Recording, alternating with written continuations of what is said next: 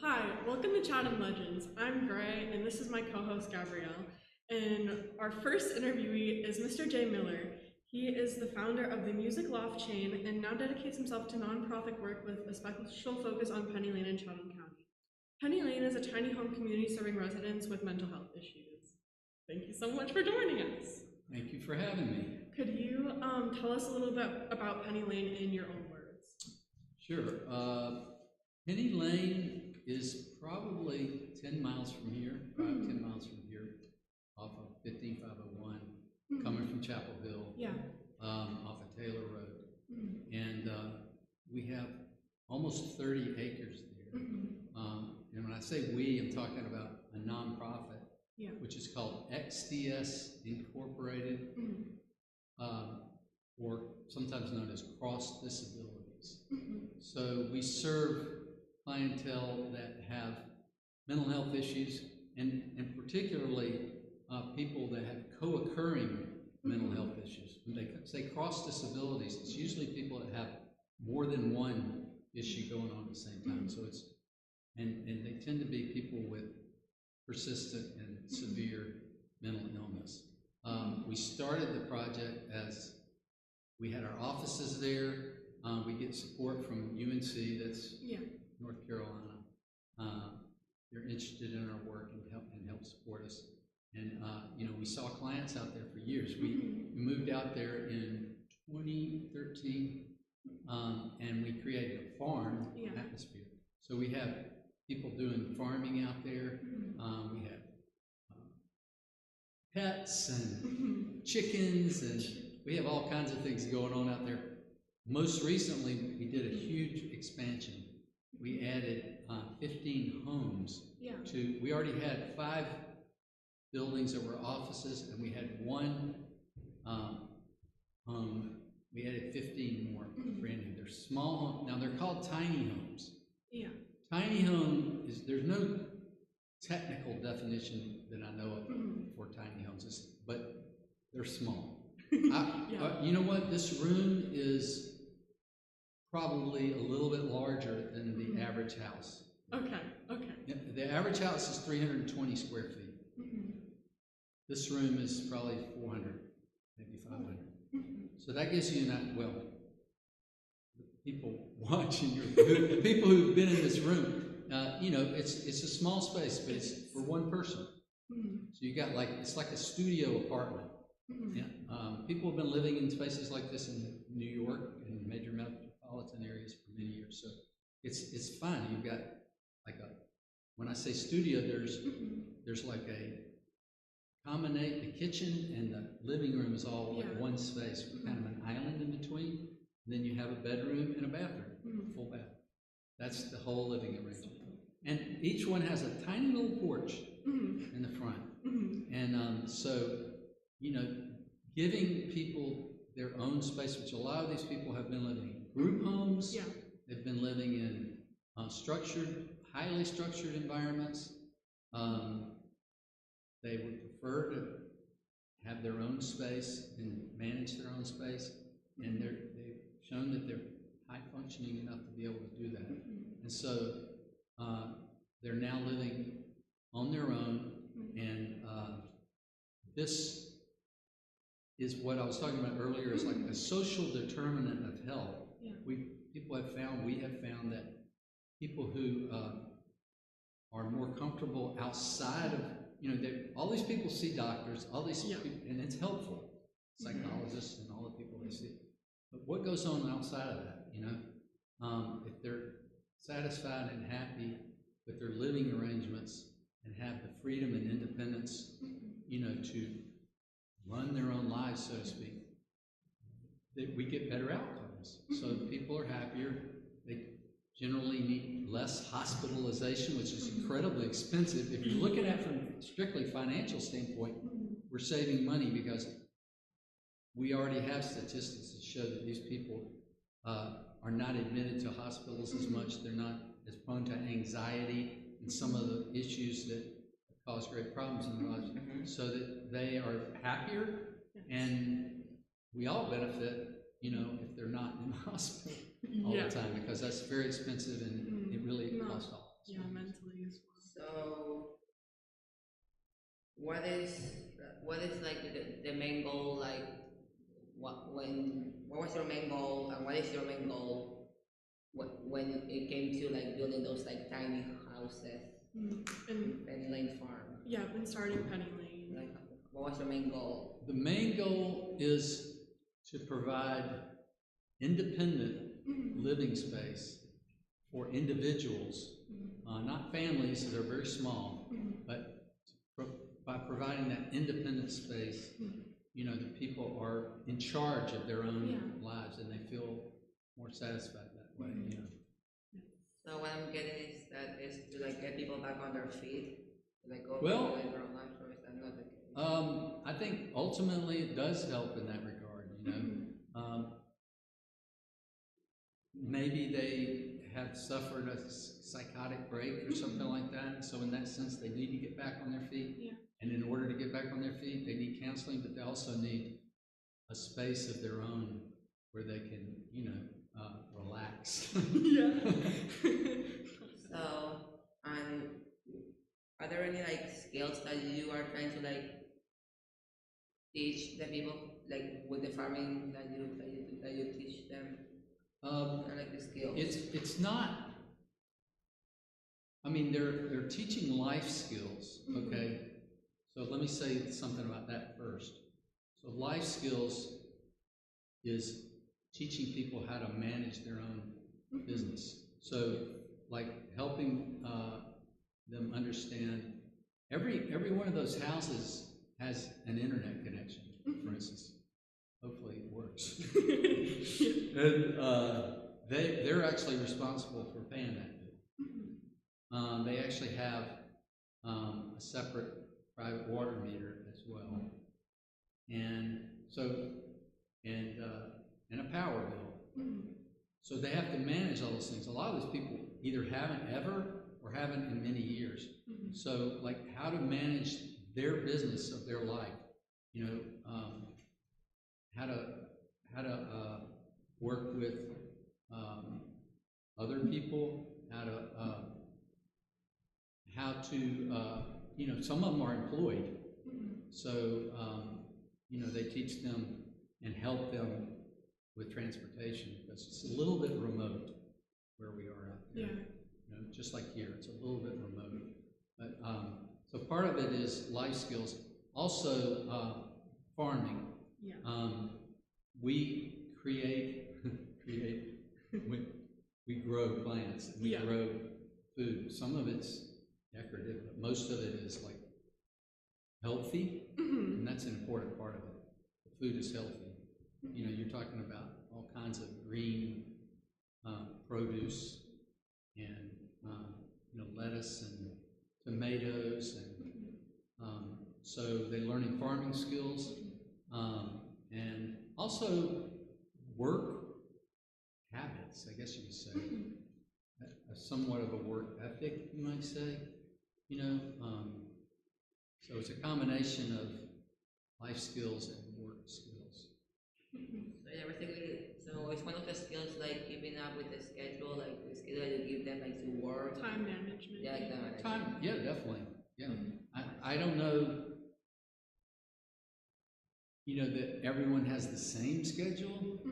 You know, it's not that regimented, but I think that they want to make sure that everyone, because they want to make sure that people get some exercise and they're moving. Yeah. The older people, I guess I'm the only one that's really old here. The older you get, the more you realize you got to keep moving. Oh yeah. Stay healthy, you know. And so it's an active community. People are, you know, they're not in the house all day. You know, they want to get them out. There are a few pre-written questions, but I do want to ask specifically more about Penny Lane. What inspired you to start Penny Lane? How did that? Good question. I didn't start it by myself. There's one person, if you go to the website, his name is Tava Mahadhe. Tava is an amazing person. He's from Sri Lanka. What is that? It's near Pakistan, I think. It's in that area. Oh wow.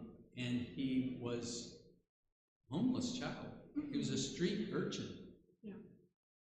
And he's just has an amazing spirit about him. His brother, too. His brother works for Doctors Without Borders. And he, I don't even know how he made it to the United States.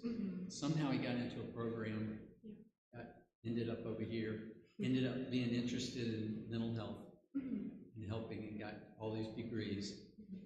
So he invited me to join the board, and I became the board chair of XDS, which is a company he started, a nonprofit. We had a little office in Chapel Hill in what they call East Town.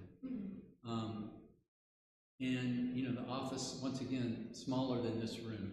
Yeah. And we had a few other board members. It was a nonprofit where Penny Lane is right now that failed. Yeah. I could tell you that story, but they went out of business. And because we're in that whole network of nonprofits, we all get support from Alliance Healthcare, for instance, and one of the people at Alliance let us know that this property was sitting vacant, and it was available. And I will take credit for one thing. I was saying, you know, I figured out that we were able to buy the property. This is a long time ago. For $220,000, and that's a far less than what it was worth. But that's what they owed on it. And I figured out that the mortgage payment would be about the same as the rent we were paying for the office. There was one board member that didn't want to do it, but we did vote to purchase the property. We got a loan, and we did have to do some work on the offices, which is all we had to begin with, these little offices there. But we knew we had all this acreage that we could some days do something with it, you know, and it kind of evolved from there. Any questions, Grayson, about this? I was going to have one question. Were there any challenges with starting this nonprofit or building the land or whatever was going on over there? Good question. There have been many challenges. I didn't anticipate that question, but if you want to take on a project like that, you're going to have challenges. There were 5 little buildings that are still there. They were in disrepair, so we had to figure out how to get those fixed. And you know, of course, like any renovation, I've been involved in many renovations. It's really, I call renovation discovery. Because you pull this board out and you find out, oh, there's another problem here. Yeah. And, you know, I will admit that it did cost more money to get started than we thought it would. And then this most recent project to build those houses, we really struggled with one issue. I thought we were going to use well water. Yeah. This area is not, most of this area is really poor for well water. And we did some tests on site, and we did find that we could do it. But of course, this is a lot of water needed, right? You're talking about 5 offices, 15 homes, plus another home that was already there. So we're talking about, I don't know how many, thousands of gallons a day. And, you know, it was going to be about $150,000 to do that well work. And it probably would have worked, but sometimes you will run out of water on a well, literally, very, very, and sometimes the quality of the water changes. So we made the decision to bring water from 15501. If you go out there, if you go down Taylor Road, you'll see the little hydrants. We had to bring the water, you know, about 500 feet, and then onto our site and everything. So we ended up spending a lot more on that part of the project. That was the only big stumbling block. So we do now have county water. By the way, right here, when I've been involved in this project too since 2004. We were on well water. Yeah. And now we're on county water as of about 10 years ago. Same thing happened here, except it was easier here because they were already coming back. We had to ask them to you know, you have to pay hundreds of dollars every a foot, and it cost extra money. That was the biggest challenge, but beyond that, it's fine. Well, that's not to discourage people from starting a nonprofit. So, do you have any advice for people wanting to start a nonprofit? I get that question a lot. Okay.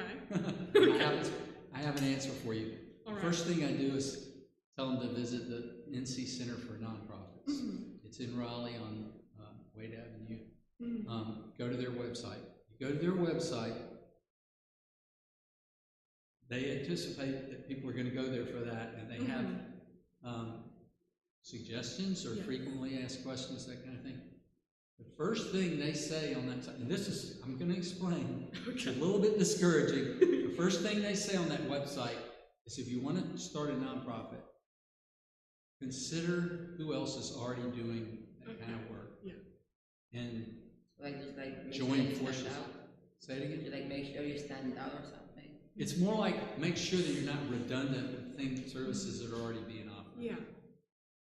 So, like, if Beth, for instance, I know there's a nonprofit aspect to the school, I think it's a for-profit. But if if there was a school across the street, it wouldn't probably make sense, right? Yeah. So you need to research, is there anyone that's already doing that kind of work? And if that's your main interest, is getting the work done, if there's somebody already doing it, join forces with them, or collaborate at least. So the first thing they kind of say is, don't do it. Yeah. Because it's a lot to take on, and if there's someone else already doing it, you can combine your resources.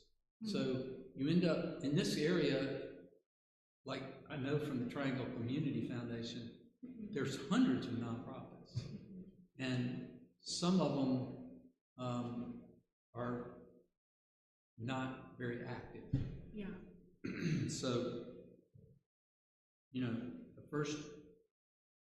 first advice is to consider working with other people that are already doing that kind of work. Now, if you decide you are doing something unique, that is a need in the community that hasn't been fulfilled, then they go on to tell you the steps. Yeah. And there's a 1023 form, and there's financial data, and you need to start a board of directors, and you need to.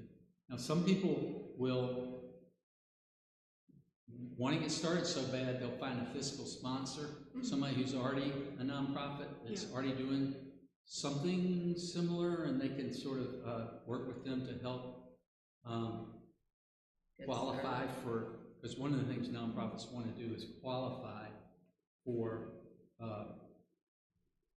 people to be able to deduct their donations from their taxes. And how do So if you don't have your own nonprofit, you've got to find a fiscal sponsor at least until you create it.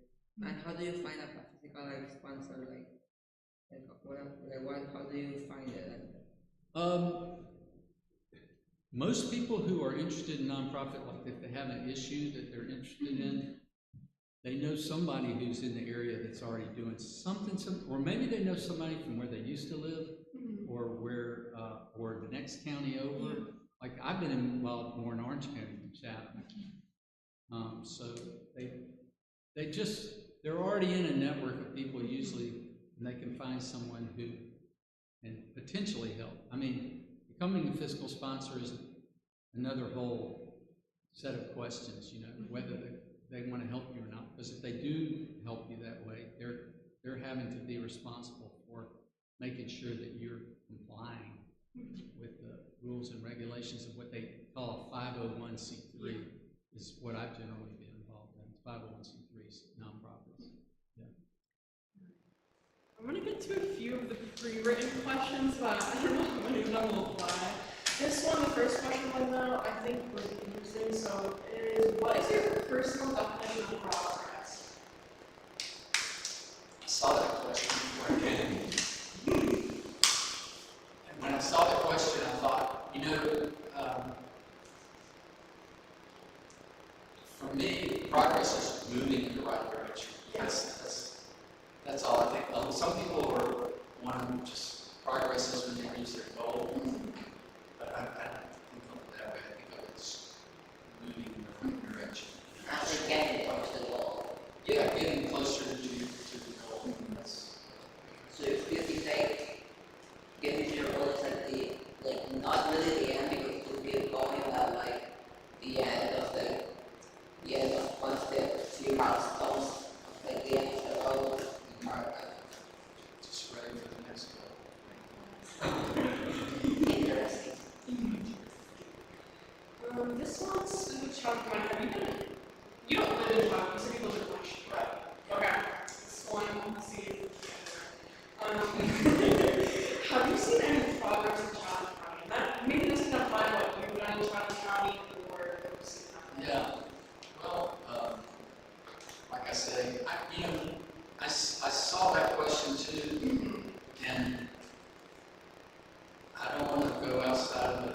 bounds here, but I don't really think in terms of counties. Like, I live about 20 to 30 minutes from here, but and it's in Orange County, but I don't think of the border. Yeah. So, for instance, the project there at Penny Lane, it serves a lot of people in Orange County. Probably more that we probably serve more people that live in Orange County than Chatham. In terms of my own life, is the project that I've been involved in Chatham County. And a great, I see it as progress in Chatham County. As we're serving quite a few people from that area, and there's never been anything like that in Chatham County. I have another question. Do you have any stories of other significant changes in Chatham County or how you say around the area that have been important to you and if you want to and if you can explain why? Very important to you. The first thing I think of is this place. Yeah. The school. My daughter is a special education teacher, and she works at school in Durham off of Urban Road. Somebody might know Hope Creek Academy. Yeah. Hope Creek. Oh yeah. That's where my daughter works, and it's an amazing school, and so I've been, aware of this school since it started. 20. It might have been 20 as well. I don't know exactly, somewhere in that range, and it's expanded and it's served a lot of people. I think it's really great. This is, to me, another example of great work being done in Chatham County, that I'm aware of. I mean, I know some other things, but I don't know the details, so I'm a little bit hesitant to say, I read things in the paper, oh, that sounds good, it's happening in Chatham. Things that I'm really aware of, this is one.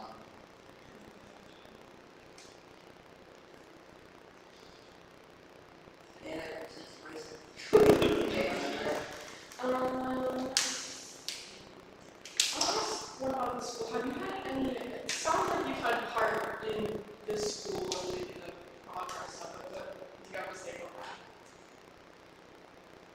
Well, this is, okay, part of this is my awareness because my daughter is a special education teacher. Yeah. And then, I didn't mention this, I have 3 children. Okay. My son, my youngest son, has Asperger's, and so I really use him as a reference to give room with this. My son was in the public school system in Chapel Hill, which is considered the best public schools in North Carolina. And they're good, they are good, but he did not fit in. He just didn't fit in, and he struggled socially. And this is where, this gets back to the whole theme about the tiny homes and everything, is putting people in environments that they're comfortable with. His mother and I struggled with this. He would come home from school. He didn't want to go to school. Yeah. He didn't like going to school. He didn't like being there. He's super smart. He's got a 134 IQ. He's 38 now. So this is a while ago. At that time, we really struggled to find a place for him. We took him out of the public schools. We knew we were going to do that.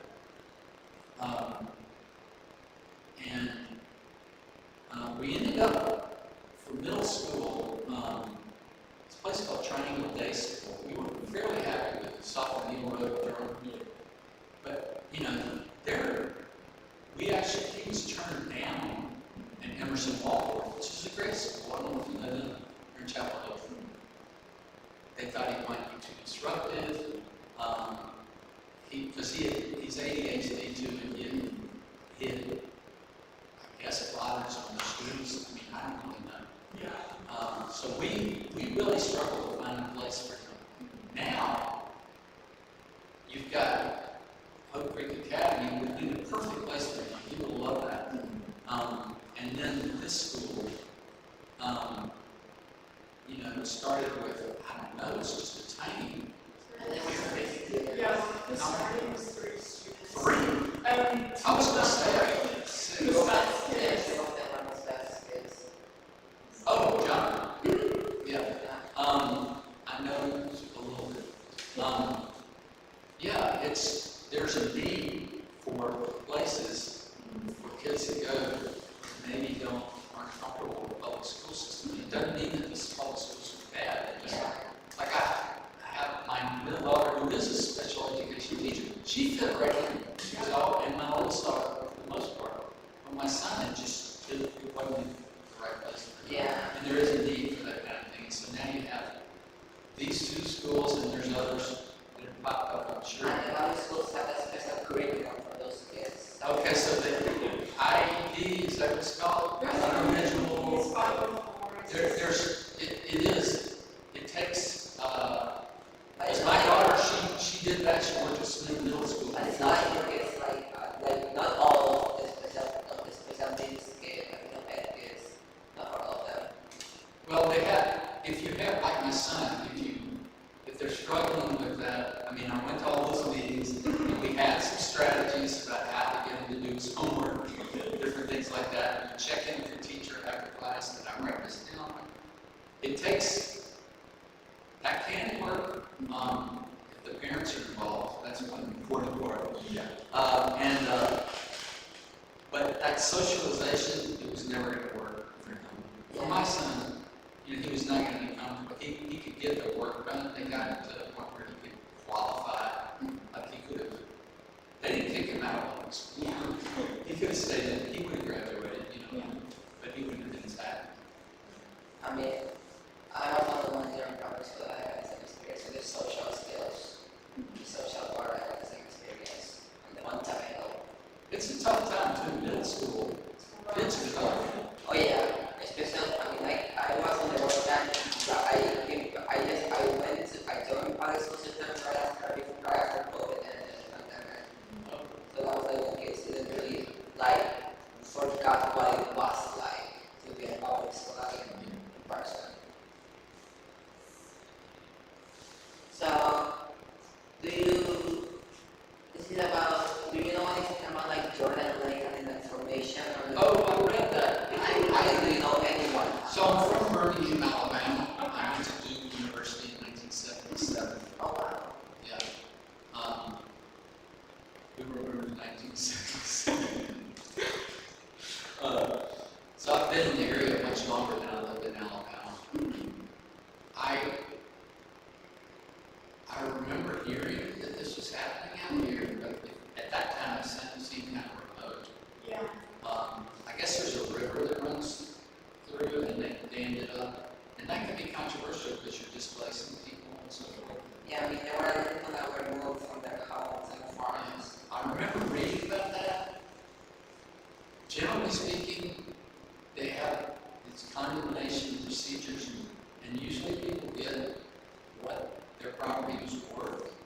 But still, it doesn't work for everybody because their families have lived there for hundreds of years. They got to find another place to live. It's kind of a mess. I find it as an environment that they're looking for. Yeah. So I don't know the whole story. I think it may have happened around the time I was a student. Is it in the 70s? I Was was anybody? no. We can find out from one of these people. I believe it was in Someone the around, 70s or the 80s. yeah, someone around here, one of your interviews, it's got, like Dr. Hal that was coming in, he'll know. He's older than I am. So I mean there's even for people who don't know about like really the history of like, when it was formed. Oh. Like Yeah, how many more questions though? How many more? you can realize I mean I've seen that it's kind of like road like near here there's been like there are when the lake went down like last year I think it was. Yeah. I saw there was like a huge like road piece Oh, that was left there and people like using to walk through and have no island on the lake. So like there was some news last year about like some house like the foundation of the houses, some train tracks. Yeah. So yeah, there was certain things that were like destroyed or moved, or people who be relocated in here. Okay, I have like one more question and one thing at the end. There's one question here that I think is really interesting. It says, how does oral history offer a richness that you would lack with written history? Yeah, oral history, this is something that I don't know what Google says. This is what I think, and I always notice. People remember stories much better than, like, you can read all this data, you can read about what happened here, you can read the history, and it's interesting to think about what if somebody tells you a story, you tend to remember, and so it's a little more powerful, you know, in terms of staying with us and our memories. I think that's what's, you know, oral history. I mean, eventually, I like to see oral histories captured in writing, but still, you know, when you hear a story, you know, I don't know why, but people just tend to remember stories. The last thing is, how can everyone support your nonprofit? Yes. Okay, yeah, I have a nonprofit called Shared Visions Foundation, but we don't solicit donations. Okay. We actually fund other projects. So our nonprofit